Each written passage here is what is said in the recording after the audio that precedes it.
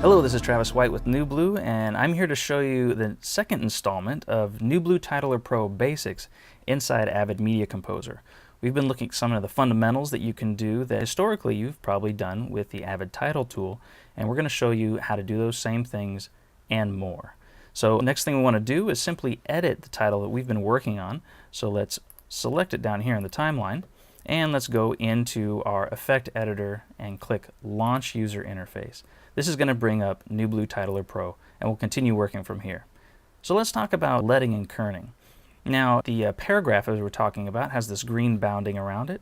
If you don't select anything, you can do your leading and kerning to the entire paragraph. In fact, you can dial it up, as well as the leading, which is the spacing between lines. You can dial it down or dial it up as well. You can also put in different values that you want, such as a value of 8.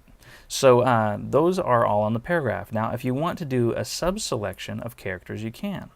In fact, let's do that sub-selection right now, and let's reduce the kerning just by a little bit. And if we had another line here, let's do that.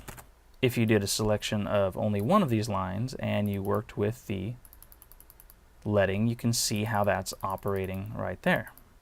Let's just go back to 1 and ditch this gobbledygook at the end of my paragraph. Okay, so another thing you can do to change the size or the layout, which is not available elsewhere, is you can do a sub-selection just like we did, but then you can also resize and reposition any sub-selection you want. In fact, I could go to down here and move that to the center, maybe tilt it a little bit, bring it over here, and click off of those letters again so I get back to the green paragraph, and now we have a whole paragraph that each character has been manipulated separately. In fact, I could go to K, maybe rotate that a bit, the P, rotate that a bit, and you can ER together, rotate those, and you can see what you can really develop in a very easy and very fast amount of time. So now let's deal with copy and paste and multiple paragraphs. Right now we have everything in one paragraph. Let's get it in multiple. Let me back off these crazy orientations that I did, and we are going to do multiple paragraphs.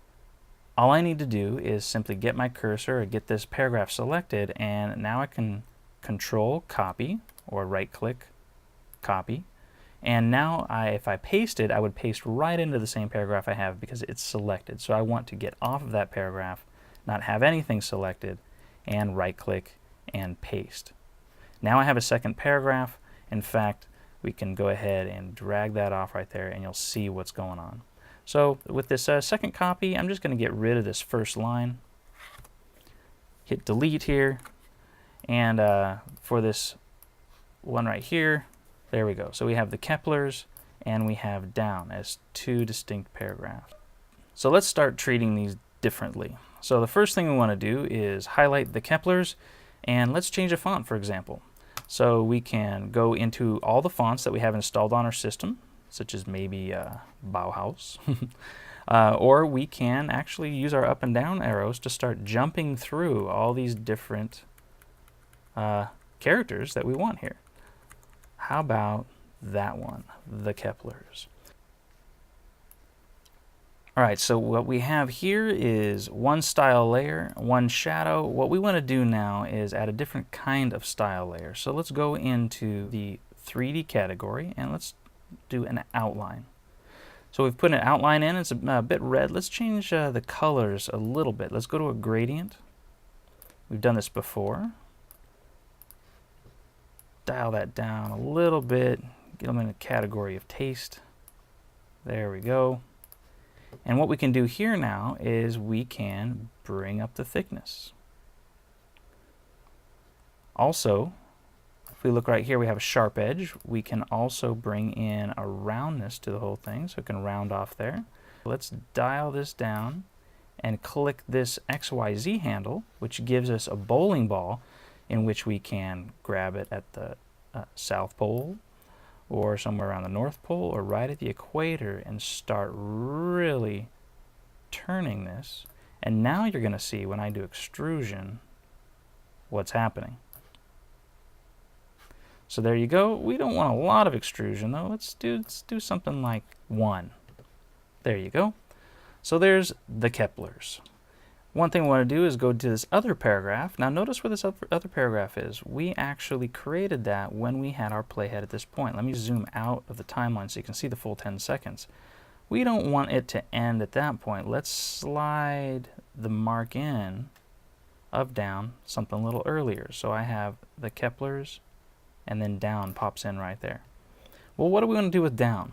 Well, let's give it a rotation that's similar to the other guy. So click that XYZ handle, move it in space like that, and now we have the Keplers down. That looks pretty good. At this point, let's go into how to get these things to come in and go out. So let's go to the library, and that's where you're going to find animations. Let's go to our animation category in the transitions group, so you can see styles. In fact, we could hover over a style right here and see what down is doing. It's taking on these different styles, but we're going to go into transitions, animations, and let's do something like dropping words. Now, when I hover over a preset, you're going to see instantly what's happening to that word. I could be dropping letters, falling wave, but I like that first one, airbed. Let's use that. And I can drag and drop, or I can double click to apply it to the timeline. And now it has, if we go ahead and play this, down coming in.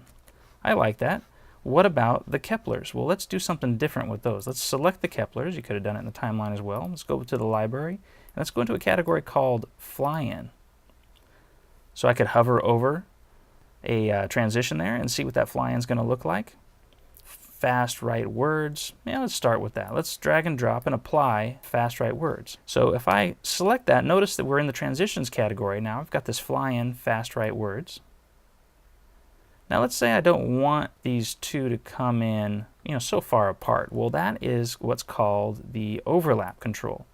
So if I reduce the overlap to something maybe closer to 90, now I have the and Keplers coming in right together. In fact, let's shorten that down to a 1-second animation. The Keplers. And down comes dropping down into the scene. So now we have two different transitions. In fact, you can drag their own duration down here on the timeline that are operating our two different paragraphs. So there you go. You actually have an interesting title. It's oriented in 3D space. It's got some drop shadow. It's got some extrusion. It's got nice different fonts and characters, leading and kerning going on, as well as animation, bringing both paragraphs in at a different time. All we have to do is simply click the X to close this down.